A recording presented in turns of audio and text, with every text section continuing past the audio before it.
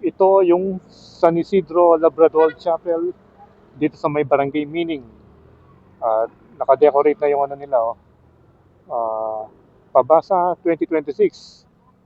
So sa Monday mag-start na yung Holy Week at halos lahat ng mga chapel or simbahan nilalagyan na ng mga decoration or dinidesign na para sa preparation sa darating na mahal na araw.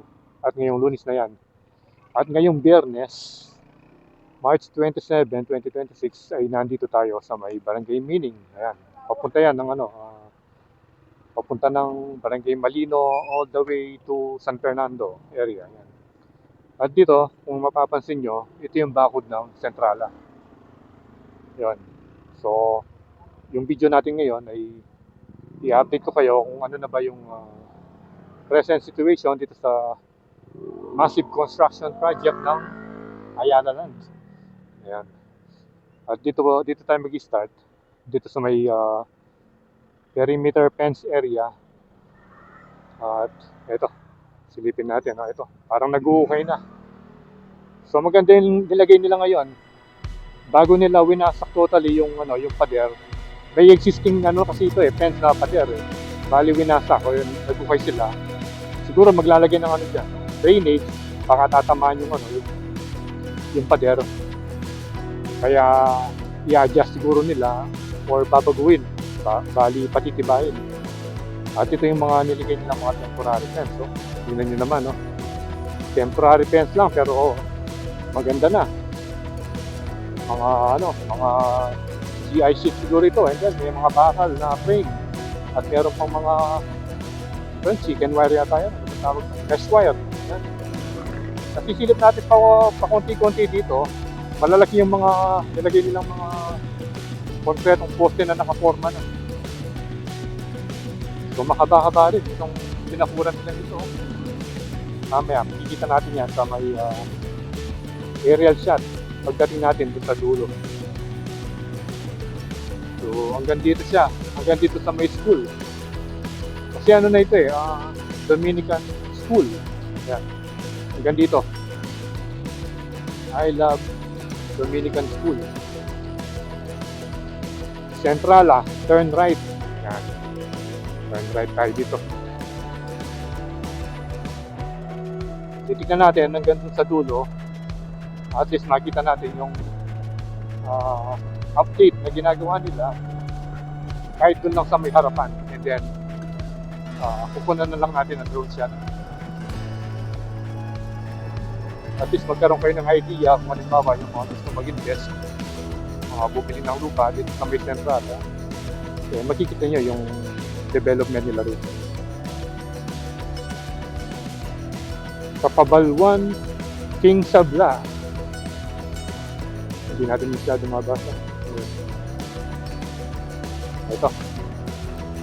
So ito, kasali pa rin sa school ito. Pero dito, yan, dito na ulit mag-start.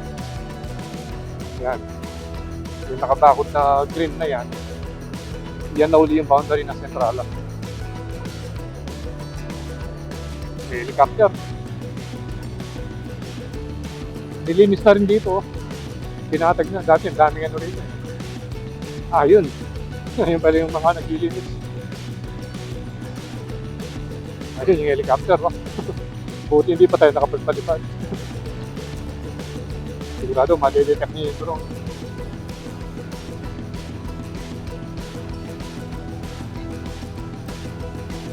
So ito yung update ngayon. Dito pa lang sa may sa may labas ng bakod yung harapan, naglilinis na. Ito, nakabukas dito. Parang ito yata yung pinaka-entrado. Makikita mo may mga design na parang rotonda yata yun. Ayan, ang daming ron, graba. Isang bundok na graba. Diretso pa tayo.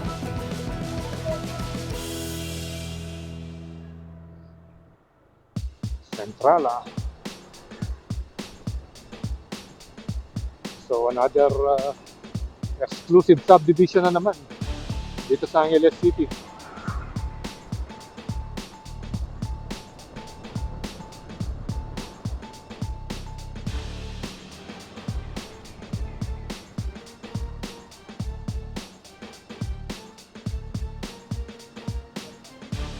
Ayan, no?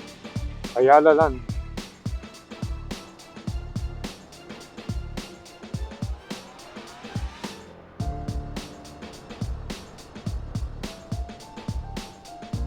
Wow. Ayan, no?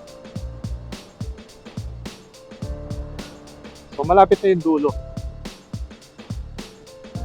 Yung dulo nito, malapit na rin sa MacArthur Highway. Bali, pag nandun ka sa may pinaka signage nila na Centrala, kitang-kita mo na yung MacArthur Highway. Dito pala yung entrance nito.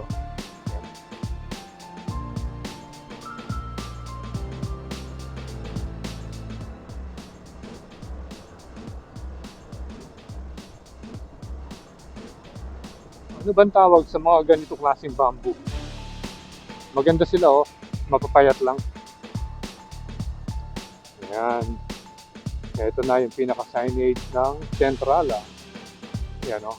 Centrala and Ayala Land and Estates.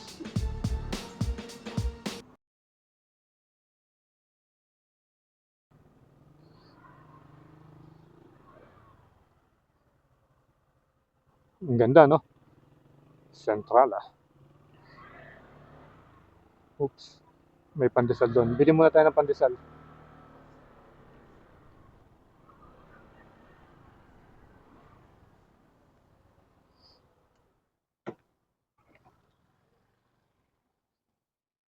Tig magkano, boss?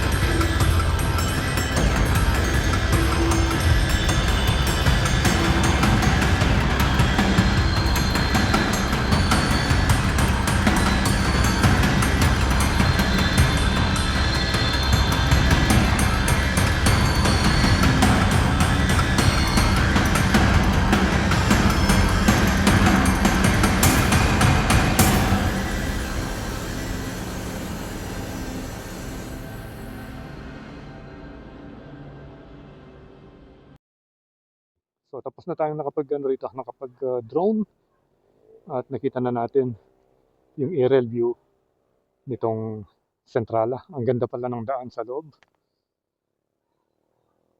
Ang gandang nakikita dun sa may drone shot. So, nakita natin kanina rito yung isang bagets na nagpapawili. Na-videoan natin ng konti. Pero I think hindi na ano dito. Bigyan sana natin siya ng sticker kaso wala na siya. So, dito na magtatapos yung ating vlog. Yan. I say Paul Luis Gabalan. See you when I see you, and Fernandez is signing out.